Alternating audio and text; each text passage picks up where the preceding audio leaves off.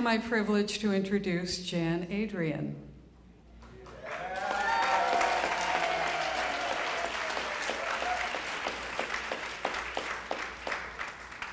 I don't remember exactly when I met Jan. It was maybe 10 or 12 years ago, and it was a joy then, and it's still a joy. Her smile and her joy are just infectious. And I know a lot of people in this room who may be here for the same reason that I'm here. When Jan says, hey, could you do this thing? You say, yes. And it's not because you feel obligated. It's not because there's any other reason other than you want to feel that joy. You want to be in the presence of Jan, and you want to share in the light that she shares with everybody. So I hope you're feeling that today. You certainly will in the next few minutes. At the time that Jan was diagnosed with cancer, the options were a lot different than they are today. The doctors were pretty good at the physical part of the treatment, but Jan understood what a lot of us now know, that healing the whole person is much more than those doctors were able to give her at that time. And when you can't find what you need, you make it. And that's what Jan did. She created this organization. She created Healing Journeys and this conference for 25 years to do this work of total healing. At past conferences, as you heard Jan say, she was the MC, but it's different this time. She doesn't often share her story, so we are honored to hear from her today as a speaker. Please welcome Jan Adrian.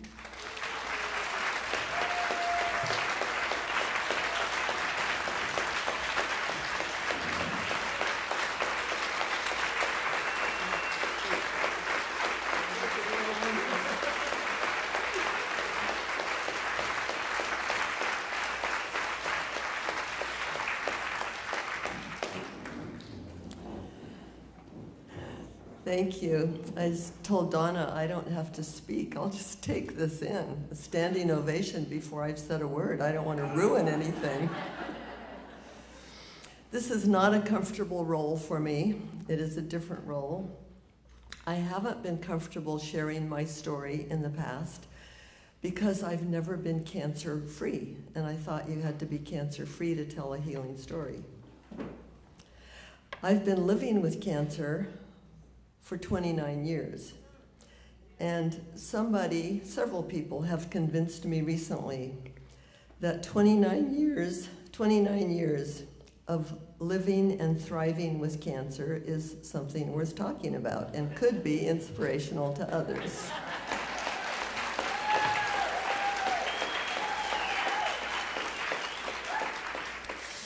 So I've had 3 primary cancer diagnoses: breast cancer in 1989, a new primary in the other breast in 2002, and ocular melanoma, that means cancer of the eye, in 2007.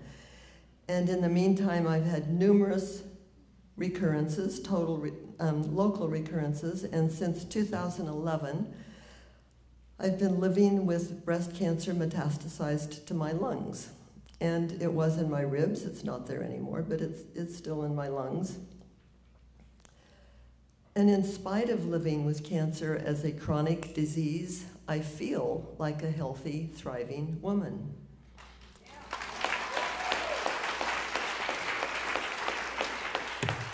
You guys are going to ruin my timing with your clapping. I timed this very carefully. And nobody clapped when I timed it in my office. I had an experience when I was 16 that informed my treatment decisions when I was diagnosed with cancer in 1989.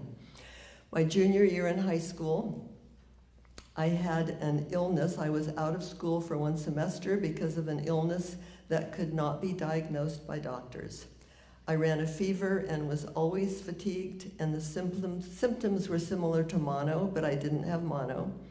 Nobody could label it, so without labeling it, they didn't know how to treat it. My parents eventually took me to a practitioner who said it was more important to build up my immune system than to name the disease. He said my body was designed to heal any disease, and we needed to be sure my body had the tools it needed to do that. The main strategy we used was nutrition. He used a pendulum to determine what I should and shouldn't eat. No sugar, no white flour, nutmeg daily, a bunch of other very detailed instructions, and I followed his diet, even though it was hard as a 16-year-old to not share birthday cake at a party, but I did no sugar for 6 months. And after 6 months of following his diet, not only were my symptoms gone, but I was also healthier than I had been in years. No more colds or flu for the next 20 years, and that was the year my hair got curly. That experience has informed many decisions regarding my treatment for cancer. When chemotherapy was recommended in 1989, I started it and could feel that it was doing the opposite of strengthening my immune system, so I quit after 1 round. Also contributing to that decision were the statistics my oncologist gave me. He said the chemo would increase my chance of survival by 5%. I always encourage women who are told they have to have chemo to ask that question. How much will it actually help? Because it does have a lot of side effects. So because of that high school experience, that gave me a belief in nutrition as one of the keys to health. And I have continued to focus on my diet throughout my cancer experience. When I was diagnosed, I was told that all breast cancer patients needed to be on a vegetarian low-fat diet. And I did that for 12 years. And I continued to have many recurrences of cancer during that time. In 2002, I learned about eating for my metabolic type. And I was tested for that and was told that for my metabolic type, I needed to be eating meat. I also learned that the research that showed that meat was not recommended for cancer patients was done using meat conventionally raised in the United States.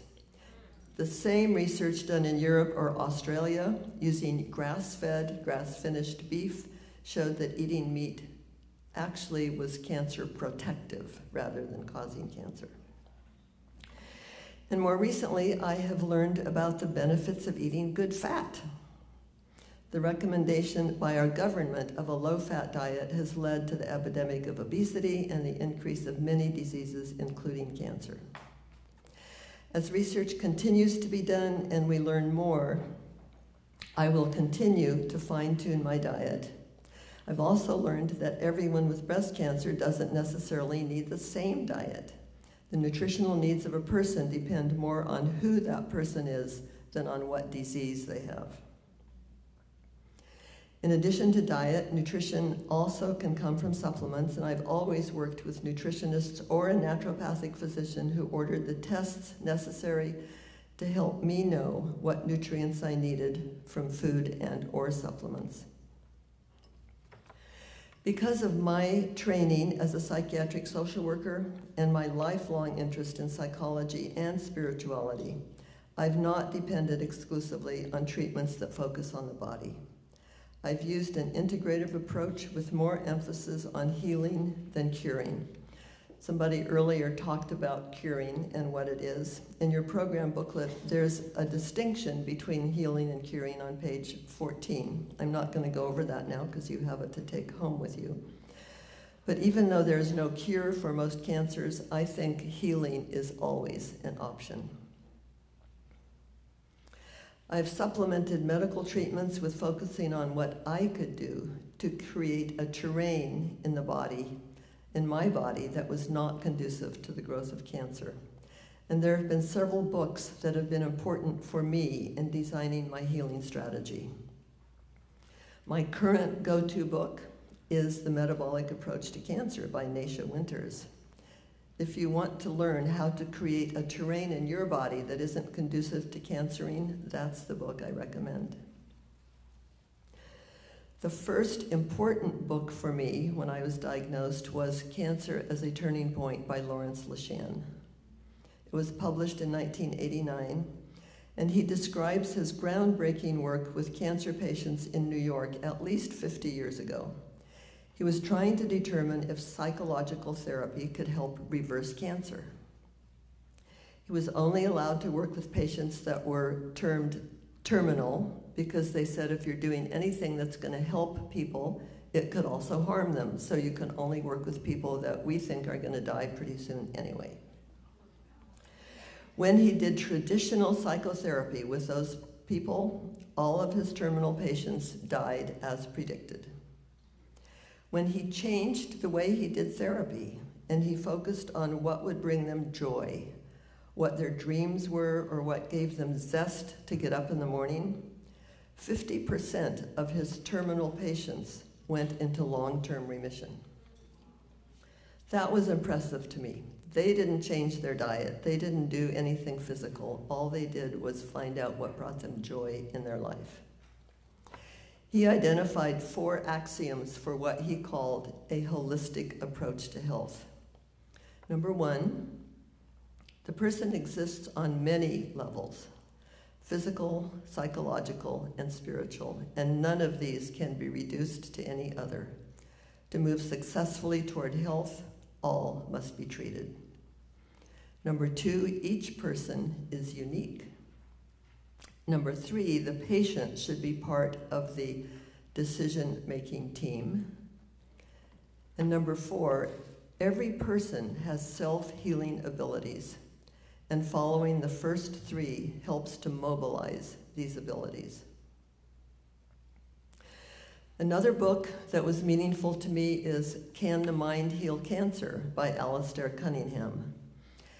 He and his research team at the University of Toronto found that the specific strategies a patient used to combat cancer wasn't as important in influencing the outcome as how involved a patient was in determining and implementing that strategy.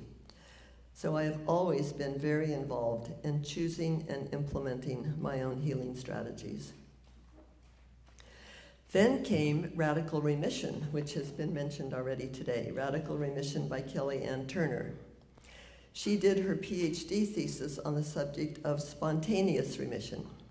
She spent a year traveling the world, interviewing people who had spontaneous remissions from cancer. After that year, she said there was nothing spontaneous about their remissions. They had worked very hard to make them happen, and she coined the term radical remission. She identified 9 strategies that were common to all of them. She said there were about 75 different things if she counted everything that every person did, and sometimes only one person did it. But there were 9 strategies that all of them had done. And those are listed on the same page as my bio, but I just want to read them. And again, I think Nesha mentioned them. There are only 2 that are physical. All the others are psycho-spiritual. So they are radically changing your diet, taking control of your health, following your intuition, using herbs and supplements, releasing suppressed emotions, increasing positive emotions, embracing social support, deepening your spiritual connection, and having strong reasons for living. Even though this list is relatively new to me, I have really been doing many of these strategies in the past 29 years. I think a key one for me has been learning to express and release suppressed emotions, and I'm still working on that one. I learned in childhood not to express emotions. My mother had a heart murmur and an enlarged heart, and that I was told from childhood on that if I did anything, if I expressed anger, raised my voice, or did anything to upset my mother, she could die. So I learned to really stuff it. I learned very early to suppress emotions. And even though I know intellectually where that came from, and I know my anger isn't going to kill anyone, It's still a challenge for me to acknowledge, express, and release negative emotions. Another one of those strategies that has been important for me is having strong reasons for living. And Healing Journeys has been a big part of that for me the last 25 years. Because of my background in teaching classes in mind-body health to nurses in the 80s, I knew there was more to healing than chemotherapy, surgery, and radiation. When I told my oncologist that all the treatments he was recommending to me were treatments of the body, and how were we going to treat the rest of me, he raised his voice, he yelled at me, and he said, "Emotions have nothing to do with this." And I knew that wasn't true, but I was concerned about all the people who might hear that message and believe it. As I was looking for resources to address my needs as a whole person, I attended a continuing education conference for health professionals in Southern California, and one of the speakers, Jean Shinoda Bowen, used the metaphor of Greek mythology in talking about illness as a descent into the underworld. She talked about illness as a disease of the soul. I felt like she was speaking just to me. It was what I had needed to hear on my journey. She said we are spiritual beings on a human path instead of human beings who may or may not be on a spiritual path. Her talk resonated with me, but then I saw 900 health professionals give her a standing ovation, letting me know that it was resonating with others as well. And that conference also included music, humor, taiko drumming, all of which left me feeling more alive, inspired, and excited. And I decided at that time to create a similar program for people living with cancer, so the people on the front lines of fighting disease could receive the kind of inspiration I had just received. I felt like I had been given an assignment, and my life had new meaning. That's when I started the nonprofit organization called Healing Journeys and produced the first Cancer as a Turning Point from Surviving to Thriving conference. We've offered this conference 37 times over the past 25 years, with audiences ranging from 150 to 1,400, depending on the size of the city we were in. This work has continued to feed me as well as over 25,000 other people. It has been my bliss, has helped me make meaning of my cancer experience, and has given me strong reasons for living. Many of you have said today, why is this the last one? How can you quit doing this? And it was a huge decision, but there are several reasons. One is because we believe this conference needs to be free. When we did the first ones at a small charge, our average attendance was 150. When we did the first one free, 1,200 people came. So it has to be free. The funding isn't available anymore. I write the same grant proposals, I ask the same sponsors, it's not available. I can't do the work of creating funding to do this. Also, I think not as many people see the need for it, because so many of the famous speakers you want to hear, you can just YouTube, Google them, you can hear their talks on the internet. People don't realize they need to be in the physical company of each other. And the other reason I don't want to do it is because I prefer a more intimate setting, and it's a hell of a lot of work to put together everything for as many of you as are here. Even though there's not 1,000 of you, there's more like 350. But the last week has been incredibly stressful for me to create the lunches and the registration and all the stuff that goes into this conference. And I feel like it's time to lower my own stress level. So that's why we're not doing the big conference anymore. But Healing Journeys is not stopping. I'm still keeping Healing Journeys, and I don't know what it's going to do next. I could be a cancer coach. I could write a book. I could do workshops. I don't know. I'm in the unknown and waiting for the perfect thing to show up that will give a new meaning to my life. Dwight Mckee is an MD. He's a cutting-edge integrative oncologist, And he says that a new diagnosis of cancer is seldom an emergency.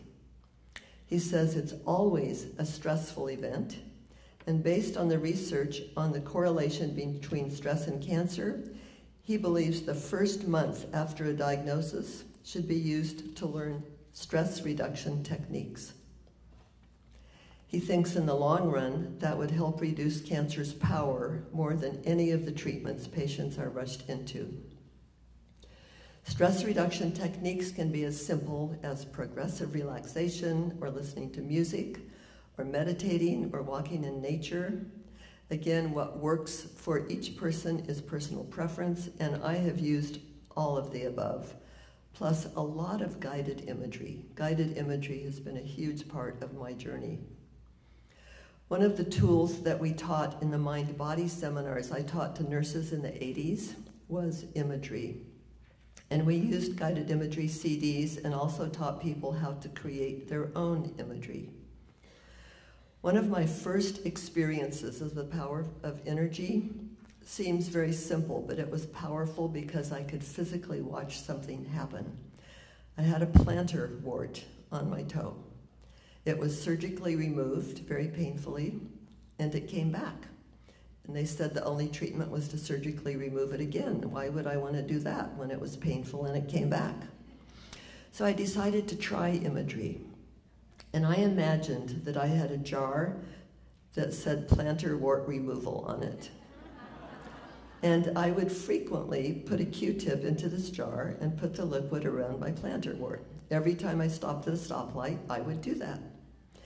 And in 2 weeks, that plantar wart fell off, never again to return. More effective than surgery.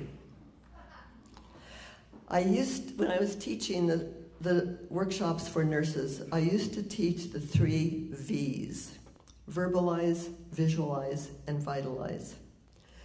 To verbalize is to use the words as in affirmations. So an example might be, my immune system is strong and knows what to do to keep my body healthy. To visualize is to use the 5 senses in imagining what one desires. An example might be to see my tumor getting smaller, or see my immune system like Pac-Man gobbling up the cancer cells.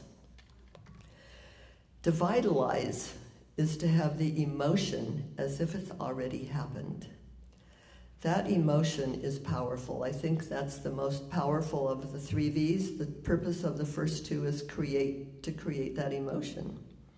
That emotion can be like a magnet that makes it much more likely the desired outcome will happen. And it also feels good in the moment to feel that emotion. An example might be to imagine what I feel when I read the results of a PET scan that says my tumors have shrunk. Many of us use the 3 V's when we worry. We imagine the worst will happen, and we feel what we would feel when it actually happens. So we get to feel bad whether it actually happens or not. We can use our imagination to implement one of the 9 strategies for radical remission, increasing positive emotions. When I attended a workshop with Larry Leshan in 2003, he taught us a technique for increasing the positive emotions in our life using our imagination. He asked us to remember a specific time in our lives when we felt joyful, empowered, centered, love, or whatever emotion we wanted to feel. He asked us to really be in that moment again and feel that emotion as if we were in that situation right now. It's a powerful technique for increasing positive emotions and for reducing stress. I recently realized when I looked at the pictures on my refrigerator and I thought, these are really old pictures. There's pictures of my son when he was a baby and he's now 42, and I thought, I should get rid of these. I should live in the moment. And then I realized that when I look at those pictures on my refrigerator, it brings me joy and makes me feel love. So I'm doing it more. I honestly don't know what has allowed me to live for 29 years with cancer. I can tell you what has felt like some of the turning points along the way. In 2002, when I had a new cancer in the other breast, in addition to a recurrence in the original breast cancer, I knew that I was in a relationship that was toxic for my spirit and was causing me a lot of stress. That was the year I had a husbandectomy. Also known as a divorce. That same year I moved from Santa Cruz to Sacramento. I changed from a vegetarian diet to an eating grass-fed meat diet. I left a job that didn't feed my soul, and I started doing healing journeys full-time. If I had trusted my intuition, I would have made many of those changes sooner. I have since made great progress in trusting my intuition, but I still have a ways to go. Intuition feels important enough that I am now teaching a workshop together with Terry Tate on trusting your inner guidance. We've offered it once to rave reviews in Oakland, and our second workshop is coming up in Sacramento on October 6th, and there's info on the inside back cover of your program. I've often said that one of the gifts of cancer for me is that it has forced me to learn to trust my intuition, because there aren't any clear answers out there. I've even learned to use a pendulum that the doctor used when I was 16. Some of you are interested in what medical treatments I have done over the years, and I did have radiation for breast cancer in 1990. I've taken tamoxifen, Arimidex, Femara, all specific for estrogen-positive breast cancer. I am currently receiving injections of Faslodex every month. It's an estrogen blocker for postmenopausal women who have failed the other 3 estrogen blockers I mentioned. I hate that when they say the patient failed when the treatment doesn't work, but it's what they said. In 2007, I had proton beam radiation for my ocular melanoma, and that particular treatment had a 97% cure rate, so that was a no-brainer to do that one. Although I now have macular degeneration in that eye that I suspect was caused by the treatment. I've never had symptoms from cancer, I just have symptoms from treatment. In 2011, I had a cryoablation of a tumor in my lung. In 2006, I had good results using Iscador injections. It's a mistletoe treatment out of Germany. And I recently tried to get Iscador again and discovered it is currently not available in the United States. I've used other forms of mistletoe without the same effect because I think it's individual and it depends on your SNPs. So anyhow, by a recent series of synchronicities, I have just today scored a 6-month supply of Iscador.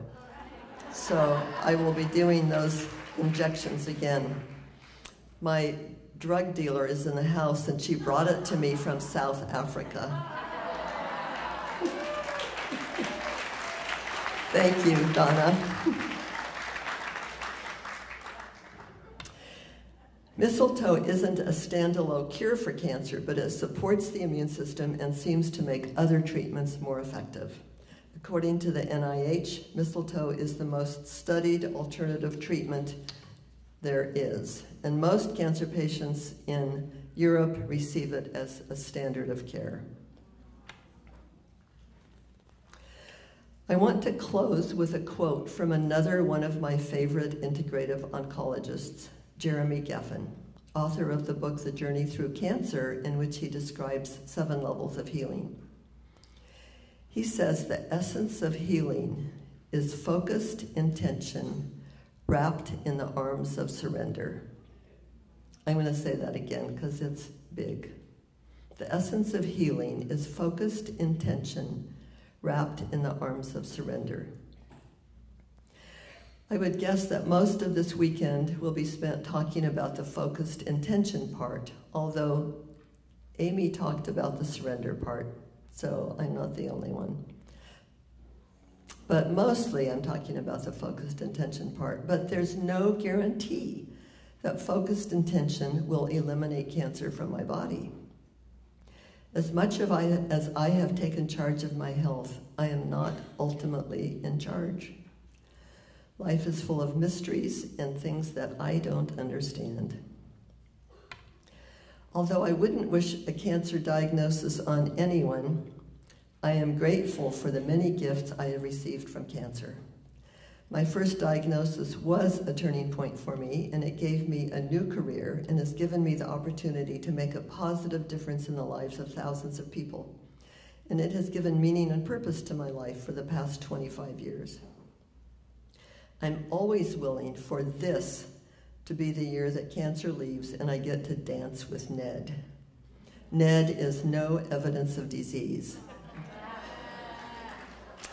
And if that doesn't happen, it doesn't mean I've done anything wrong.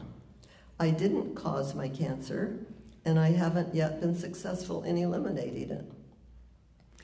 I believe we are spiritual beings on a human path, and my spiritual life is very important to me.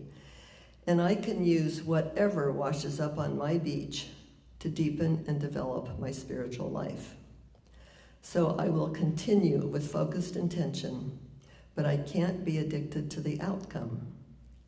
That's the wrapped in surrender part. To surrender and be grateful for whatever the next step is. Namaste.